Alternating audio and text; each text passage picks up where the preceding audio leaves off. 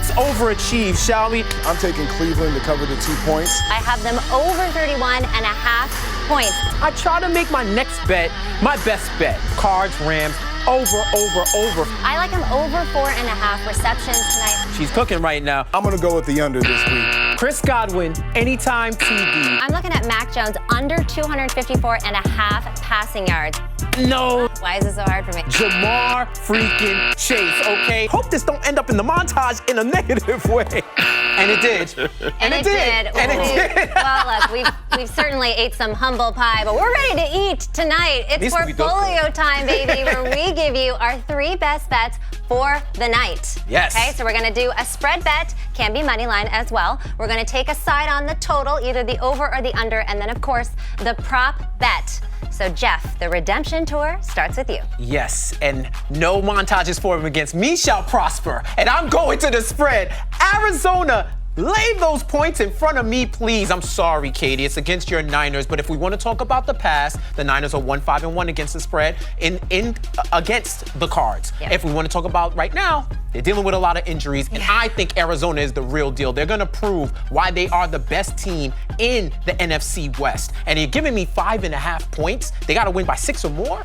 Yeah, that's a safe bet for me, and I kind of need safe bets now. You saw the montage. I need safe bets. Yeah, I mean, it hurts my feelings a little bit, but fine. Safe bets, we like it. We can understand. Good reasoning. What are you looking at? I'm going to the Las Vegas Raiders against the Chicago Bears. Now, last week, Las Vegas got punched in the mouth by the Los Angeles Chargers. They fought back, but couldn't overcome that offensive onslaught of Los Angeles. I don't see the Bears posing that threat offensively. They've had protection issues on the offensive line. Justin Fields, while I believe in him as a player, I don't think he's ready to put up the points to match his high-powered Raiders offense. Okay, Raiders need a big comeback, and Fields, they've changed up their play calling though, so it's a little bit in favor of Fields. But I like that. I see what you're saying there. Minty, what are you looking at?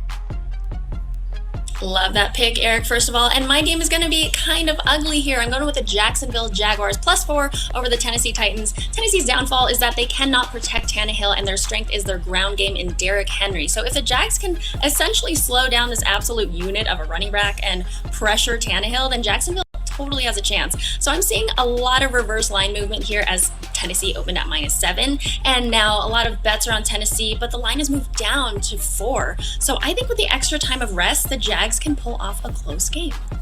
All right, well, I love some reverse line movement. That is a great bet there, sister. And you want to talk about ugly games? I'm getting real ugly with mine tonight, guys. I'm looking at the Steelers versus the Broncos, and I'm taking the Steelers -1. Now, I know they've been an automatic fade for the last couple weeks, but hear me out here. Broncos just have too many question marks. I mean, Teddy Bridgewater, he's out with concussion protocol right now, and that means Lock is in, who is anything but a lock. I mean, the guy is extremely volatile. They have 9 other players right now on their injury list.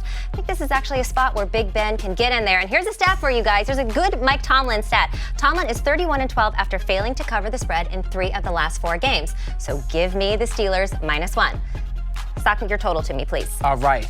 The over has been the only thing I can bet going so far, and we're gonna go Bucks and Chiefs over 56.5. Now listen, the Bills' offense has been spectacular. The Chiefs' defense, not so spectacular. They've been down on rush yards, total yards, points scored. And with Zach Moss and Dawson Knox, with fantasy owners, he's on the come up. I can see them scoring a whole lot of points. I don't think Kansas City is going to be stifled, but I think they'll both score enough for me to hit this over easily. All right, well, I'm kind of on a similar page to you. We'll get to it in a second. Yep. What do you like? I went to the Washington football team versus the New Orleans Saints. The over is 44.5. Last week I took the under, got my butt kicked. I'm going with the over this week. Listen, Taylor Heineke is playing out of his mind right now. 3 touchdowns, no interceptions last week. Playing with some swag, a lot of confidence out of that young man. And I like what Washington's doing on offense. And we all know with Sean Payton, Jameis Winston, they have the ability to light up a scoreboard quick. So I'm going to take the over. All right, I love lighting up the scoreboard. I want to light up our scoreboards. What are you looking at? Yeah, unders are no fun to bet on. I'm heading to the NFC West like Jeff was earlier. I'm going over 50.5 for the 49ers and Cardinals. The Cardinals were scoring 35 points per game, which is the most in the league, and the Niners are not too far behind them, scoring 26 a game. Even if San Francisco's defense steps up, the Cardinals will find ways to light up that scoreboard. So give me the over. All right. Well, I felt a little bit shamed after Minty just said it's no fun to bet the unders, and I totally agree with you. But guys, I'm taking an under this week. I know, a little bit different. I'm looking at the Packers and the Bengals, and yes, on paper this looks like an absolute shootout, and these are two high-powered offenses. But let's not forget the Bengals were held to 0 points for the first half against the Jaguars last week. They're up against a tougher defense in the Packers, and I'm liking the under in this one. So that's what I'm locking in tonight, guys. Moving on to prop bets. All right, let's get a little crazy. Let's get a little fun.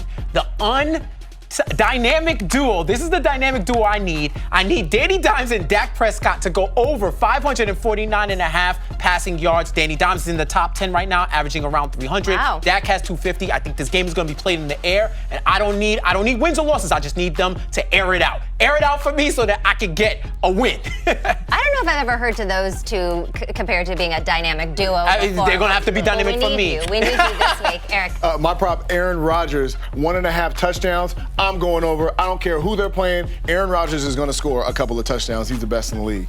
Yeah, I mean, it's hard to argue with that one. Minty, prop bet.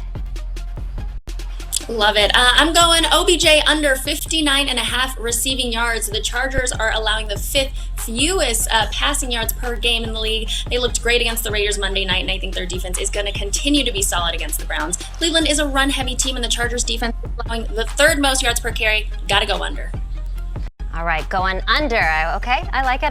I'm looking at the Bills, guys. If it ain't broke, just don't fix it. We've been giving it out in our short shocks for the last couple weeks. And look, Bills over 26.5 points scored. First of all, they've scored over 30 in their last 3 weeks. And like you said, the Chiefs defense has left a lot to be desired. I mean, they got completely torched. In their 2 losses, they've allowed their opponents to score double digits on them just in the 4th quarter alone. So I'm looking at the Bills to have a major game here. I like them over 26.5 points. I like them too. And I like it both for us. And I like it both to go over. Yes. And we need some wins because it's been stressful. It's been stressful. We definitely need some of that synergy here. I feel better about our bets today, guys. I do. I like We're the energy. heating up.